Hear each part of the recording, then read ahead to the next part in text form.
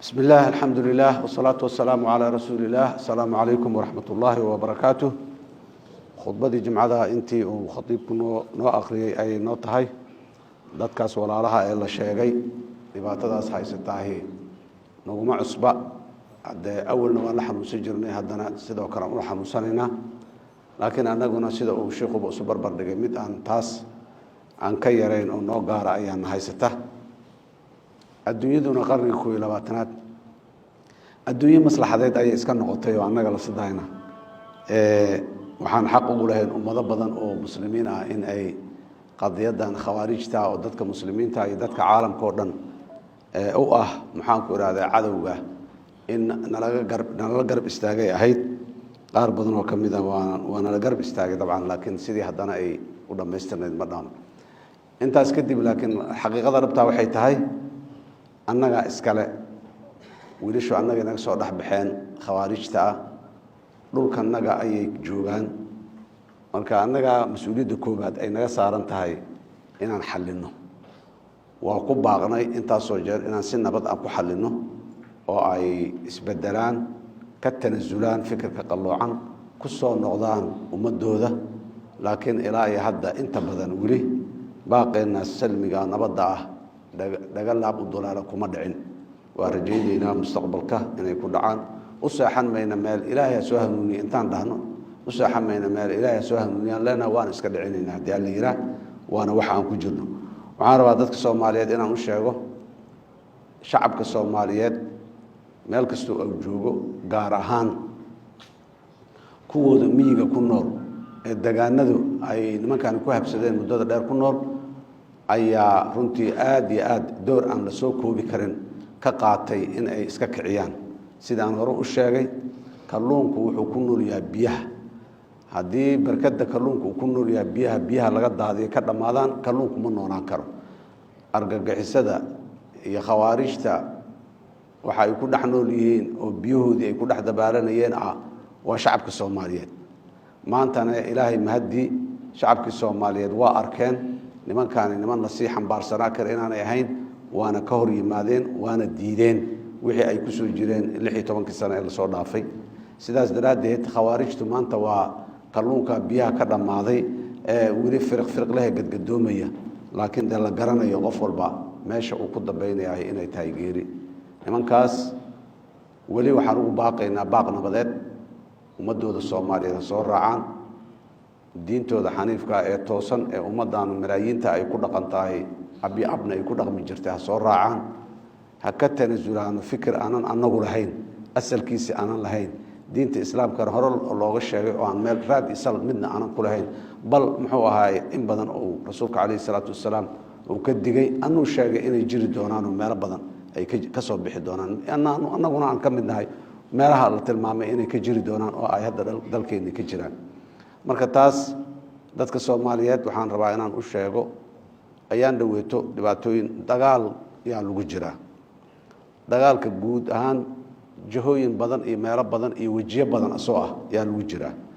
macnaha marka hadii hal macrako ama hal goob dagaal oo culays ka yimaado macnaheedu in dagaalka lagu guul dareystay ama lagu fashilmay ma ahan dagaal waa sidiisaba waa saas waa lagu jiraa wadada halganka iyo dib u xoreynta iyo soo celinta karaamada ummadeed iyo waxa la midkaana wada toosan oo inay inta ka baxdo meeshii aad rabtay toos ku geynaysa ma ahan waa wada leexleexata oo qalqalooc badan oo qarar ka degta oo buura fuusha oo aad iyo aad u dhib badan waay waxaan arkaynaana annaga arkayna ummadda hadda laga hadlay Falastiiniinta 70 dhowrka sano ku jirta ee arkayaan waa wadadaas halganka ah oo aan lahayn dariiq toosan oo loo maro balse laablaabka iyo buuraha la fananaya waxaas marka dhan maxaa u asala maxaa shabaab khawaarij iyo dad xaq jiray caalamka meel kasta ka jiraan annaga masalada maxaa shabaab dalkeena maxaa keenay kuwan maxaa dalka maxaa ku weyni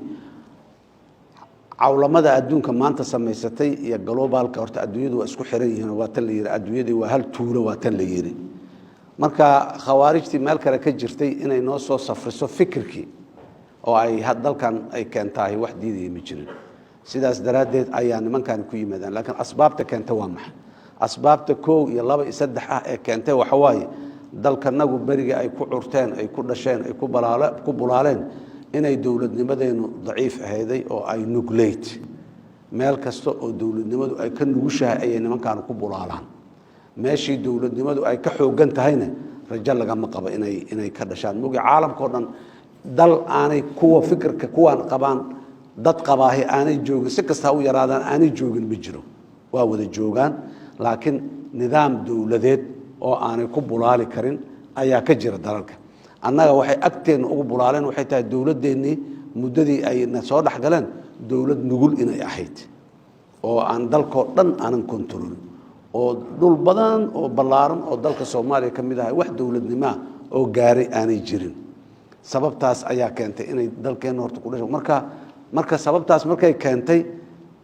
waxaan inaan ka baxnaana waxay u baahan tahay sababtii inaan cagsina oo bedelna oo dalka dowlad u yeelna dowlad dalka dhan mas'uul ka ah haday tahay bad haday tahay bari haday tahay hawo dhammaan mas'uul ka ah oo dalku u xadidan yahay u kontroolan yahay ilaalisa ximaayadeysa waxa ay dadkan waataan hadda ka hor u sheegay ummadaha dowladuhu ummad kasta ah dowlad waxay u samaysataa sabab gaar ah oo ayadoo ay leedahay ummadaha deegaanka ama dal wada degan waxay isugu jiraan kuwa kala duwan kala diin ah kala af ah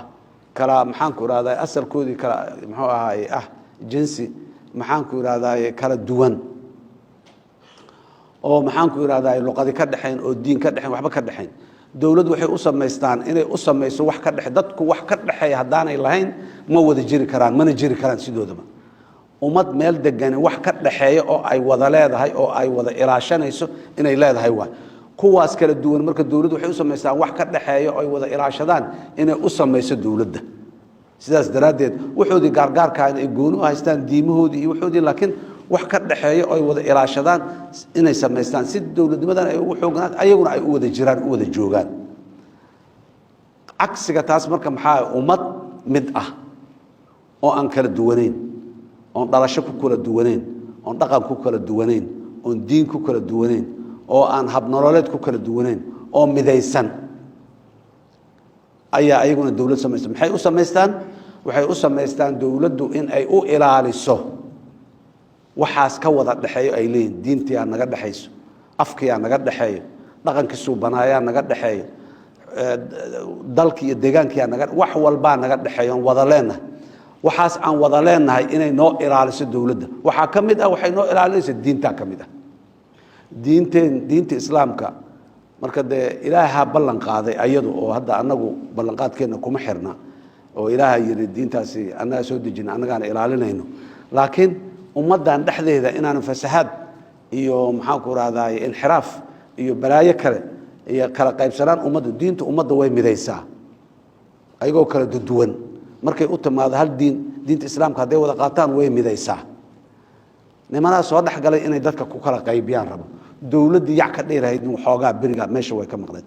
dawlad inaan yeelanahay waxay koow muhiim u tahay ilaalinta koow waa diinta islaamka oo aan leenahay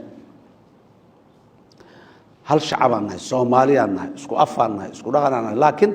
qabaa'ilaan kala nahay meel aan ku kala qaybsanoo hoosaan leenahay kor jirida geedka waa isaga xirannahay laakiin xididihii wixii kala baxayay geedku lahay ayaan leenahay iskumana eedayna iskumana waxaynayna waaban leenahay inna jacalnaakum shucuuban wa qabaa'ila litacaarafu inna akramakum cinda allahi yani ilaahay hor u sheegay inay jiri karaan ama qurumo dawlado ha loo fasiro ama qabaa'il meel wada deganoo sida Soomaalida kale loo fasiray qabaa'ilkaasaan nahay laakiin taasi kormugan isaga nimaado geedka jiridiisa Soomaaliyaan wada nahay diinta naga wada dhaxayso dalka naga wada dhaxeeyo waxa dhamaan naga wada dhaxeeyo afka naga dhaxeeyo kuma kala leexsan nimanka khawaarijta marka intaana fiiriyaan oo daraasaynayeen nimankan xagee leey kala reer hebel hadaa ka gasho reer hebel ka soo horjeeda diiday oo waxa reer hebel wadaan ma rabna dhahay meesha ay ka wada kacaan oo ay ka wada degaan diinta islaamka ka galno moogi inay diin wadaan ayagu dad diimeed yihiin ma xagee ka galnaa dadkan waxaan ka gali karnaa diinta intee ugu fiican waa inta meeshaas waa meeshana laga soo galay horta hadaad aragto qof fikir yar oo iska dadkeenan ama nin sheekha iska la fikirka la yiraahdo la ordaya kaliya la cararaya hadaad aragto nin ummadda kala qaybinayo on waaye ee nin ummadda midaynaya maaha ummadda diinta islaamka ee sunniyiinta aan ka nahay maxaanku irahdaa madhabka shaaficiga aan ka haysano kaas waaye muxuu ahaye diinteenna rasmiga ee asalka ee ku tiirsan kutubka qur-aanka ilaahay soo dejiyey iyo sunnadii rasuulka calayh isalaatu wassalaam waxa ka soo haroo dhan waxa waaye wax oo hadda aan anigu aan nimankaani marka meesha ay naga soo galeen waa meeshaas diintiina kuwa xunxun ee sunta ah kama ilaalin karno haddaanay dowlad lahayn dowlad ilaalisa oo kutubada dalkan la keenaya ilaalisa oo mashaayikhda dalkan maxaanku irahdaa waacidiinta oo dadka wacyiga gelinaya oo wacdinaya ilaalisa oo manhajka ilaalisa haddii aanan helin dee maalin walba mid un baa noo imaanayo maalin walba mid oo tabeello gaar ah oo astaan yaroo meel yar oo laga soo dacmiyo xoogaa lacaga laga soo siiya ayaa noo imaanaya marka isku soo wada celi daawadeed mushkiladeenu dhan dhinac walba markaad ka eegto diinta keliya ma aha dhinac walba markaad ka eegto waxay ku soo koobnay dowladnimo